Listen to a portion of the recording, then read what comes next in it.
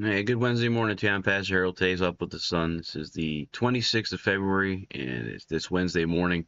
We're going to finish in chapter 10 of First Corinthians. We're in verse 19. He says, what am I trying to say? Am I saying that food offered to idols has some significance or that the idols are real gods? No, not at all. I'm saying that these sacrifices are offered to demons, not to God, and I don't want you to practice with demons. You cannot drink from the cup of the Lord and from the cup of the demons too. You cannot eat of the Lord's table and at the table of demons too. What, do you dare to rouse the Lord's jealousy? Do you think we are stronger than he is? You say, I am allowed to do anything, but not everything is good for you. You say, I'm allowed to do anything, but not everything is beneficial. Don't be concerned for your own good, but for the good of others. So you may eat any meat that is sold in the marketplace without raising questions of conscience, for the earth is the Lord's and everything in it. If someone who isn't a believer asks you home for dinner, accept the invitation if you want to. Eat whatever is offered to you without raising question of conscience. But suppose someone tells you this meat was offered to an idol. Don't eat it out of consideration for the conscience of the one who told you. It might not be a matter of conscience for you, but it is for the other person. For you, why should my freedom be limited by what someone else thinks? Well, if I could thank God for the food and enjoy it, why should I be condemned for eating it? So whether you eat or drink or whatever you do, do it for the glory of God. Don't give offense to Jews or Gentiles or the church of God. I too try to please everyone in everything I do. I don't just do that what is best for me, I do what is best for others so that many may be saved. So Paul is continuing talking about the food and idols and what we need to do to prevent ourselves from doing something that's not good for ourselves.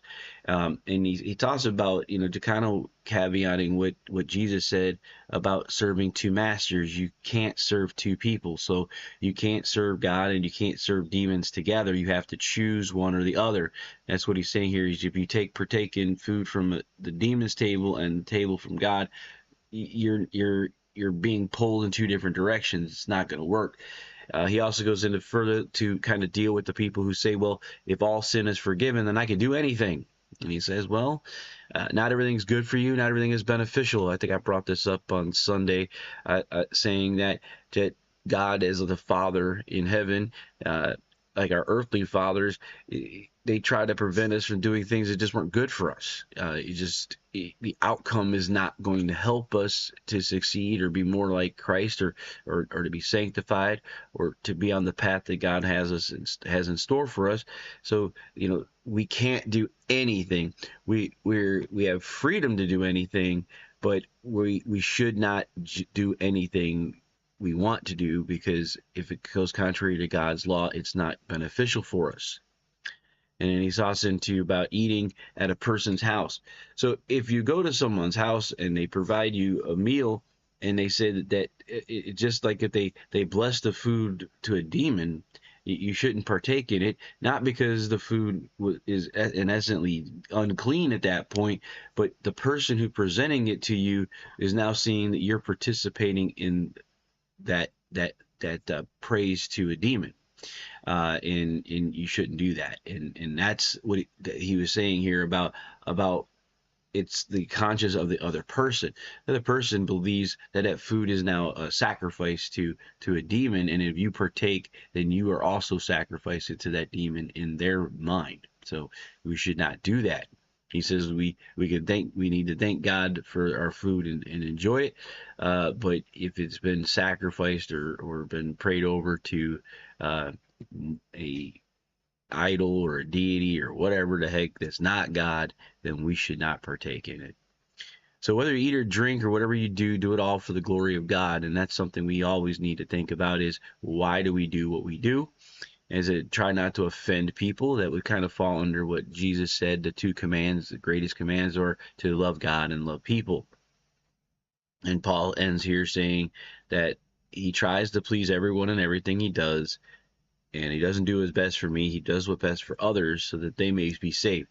So what he's saying is he acts in a way that shows or demonstrates how to live holy so that others can also be saved. That's what he's kind of saying in here.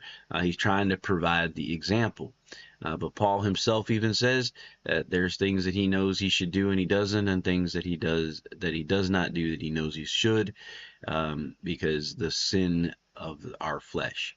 So we do the best. He does that. We do the best to do the things we need to do, and then we speak and pray to God to forgive us for those things that we should have done and the things that we did that we should not have done. So God will forgive us if we come to Him, but we need to understand that we make mistakes and we do not do the right thing all the time. I want to pray with you, and then we'll let you go for this Wednesday morning. Father God, thank you for the blessings of this words today. Just ask that it adheres to our hearts and our minds. I ask you to be with those that are sick and grieving, lift them up with your holy hands, that they be healed. Lord, put a hedge of protection around us as we continue to work in this world. I ask that, Lord, that you continue to show us the path that you want us to walk, and that we have the strength, strengthened by you, to take the next step.